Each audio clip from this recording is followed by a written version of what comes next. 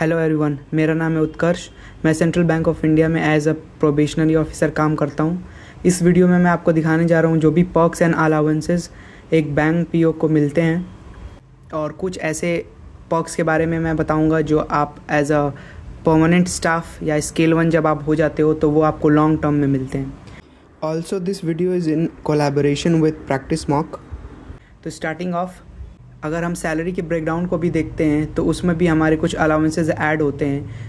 जैसे कि आप सबको पता है, सैलरी स्ट्रक्चर के वीडियो में मैंने बताया था, basic pay, HRA, dearness allowance, special allowance and there are other benefits also which add up to the net pay of our salary.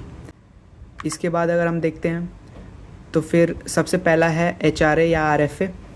तो RFA का मतलब है रेंट फ्री अकोमोडेशन, जो कि आप लीज़ पे अपना स्टे लेते हो। 7 to 8,000 रुपीज़ से लेकर के 23 से 25,000 रुपीज़ तक बैंक आपको प्रोवाइड करती है। ये पैसा डिपेंड करता है सिटी टू सिटी और बैंक टू बैंक पे। मैंने रफली अपने सेंट्रल बैंक ऑफ इंडिया का जो स्ट्रक्चर है वो मैंने आपको बता दिया है। इसमें थोड़े चेंजेस भी आ सकते हैं। अभी अगर आप RFA क्लेम नहीं कर रहे हो या आप अपने होम टाउन में रह रहे हो तो उस केस में आपकी सैलरी में HRA ऐड होके आता है, जो होता है हाउस रेंट अलाउंस। वो भी डिपेंड करता है, लगभग 3 से 4 हज़ार रुपये उसका अमाउंट होता है। उसके बाद नेक्स्ट कुछ ऐसे बेनिफिट्स हैं जैसे मोबाइल अलाउंस, जो कि 500 रुपीज़ पर मंथ आता है। अगला है न्यूज़पेपर अलाउंस, जो कि 525 पर क्वार्टर मिलता है। कुछ बैंक्स में इसका अमाउंट डिफरेंट है। और एंटरटेनमेंट अलाउंस, अभी फ़िलहाल पीओस को सेंट्रल बैंक ऑफ इंडिया में एंटरटेनमेंट अलाउंस नहीं मिलता है, लेकिन कुछ और बैंक्स हैं जैसे यूको बैंक, जिसमें ये कुछ फ्यू थाउजेंड रुपीज़ आपको मिलते हैं फॉर एंटरटेनमेंट। उसके बाद कुछ और हैं। लॉन्ग टर्म अलाउंस में फर्नीचर अलाउंस आता है, जो कि 1.70 लाख से स्केल 1 ऑफिसर्स के लिए। इसमें आप जो भी फर्नीचर या हाउस होल्ड अप्लायंसेज हैं उनको आप परचेस करने के बाद क्लेम कर सकते हो, और इसका रीइम्बर्समेंट बैंक करती है। उसके अलावा है मेडिकल अलाउंस।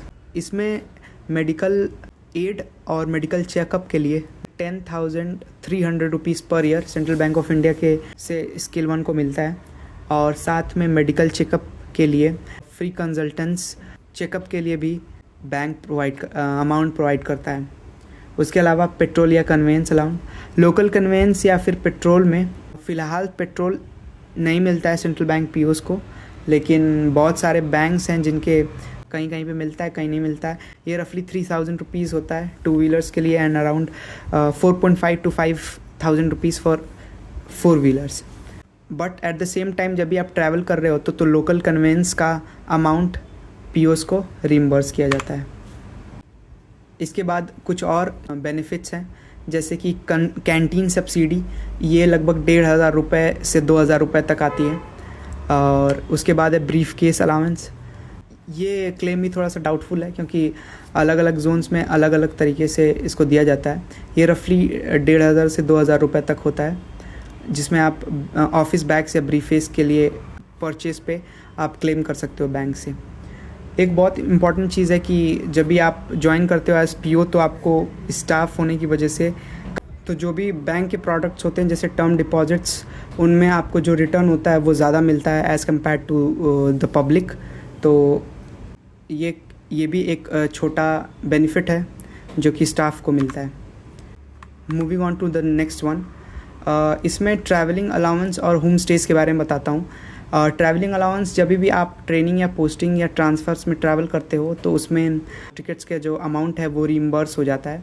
जब भी आप परमानेंट स्टाफ हो जाते हो तो उसके बाद मूवर्स एंड पैकर्स का भी क्लेम आप कर सकते हो। फ़िलहाल पीओस के लिए ये फैसिलिटी नहीं रहती है। होम स्टेज में जो काफ़ी कुछ ऐसे स्पॉट्स हैं, टूरिस्ट स्पॉट्स, जहाँ पे बैंक्स का होम स्टे या कॉटेजेस होते हैं, होटल्स होते हैं जहाँ पे आप अफोर्डेबल स्टेज ले सकते हो। काफ़ी अफोर्डेबल होता है ये, तो ये भी एक बेनिफिट है जो आप अप्लाई कर सकते हो अपने बैंक की तरफ से। जो भी पर्टिकुलर बैंक में आप हो उसकी जो भी स्टेज हैं उसमें आप ये बेनिफिट ले सकते हो। नाउ एक और चीज़ जो मैं ऐड करना चाहूँगा, ये बेनिफिट्स मैं पर्टिकुलरली पीओस के लिए बता रहा हूँ, पर जब भी आप एक बैंक के एम्प्लॉई हो या स्टाफ हो जाते हो, जैसा कि आप देख सकते हो कि लॉन्ग टर्म में रिटायरमेंट्स के काफ़ी बेनिफिट्स हैं। इसलिए मैंने एक स्लाइड ऐड कर दिया इसको आपको दिखाने के लिए। और इसके अलावा एक और बहुत इम्पॉर्टेंट चीज़ है जो जिसके बारे में कोई नहीं बताता आपको, वो है स्किल डेवलपमेंट। अगर आपकी जो भी स्किल्स हैं, जो भी नॉलेज है, उसके एनहांसमेंट हर एक ट्रेनिंग में आपका होता है।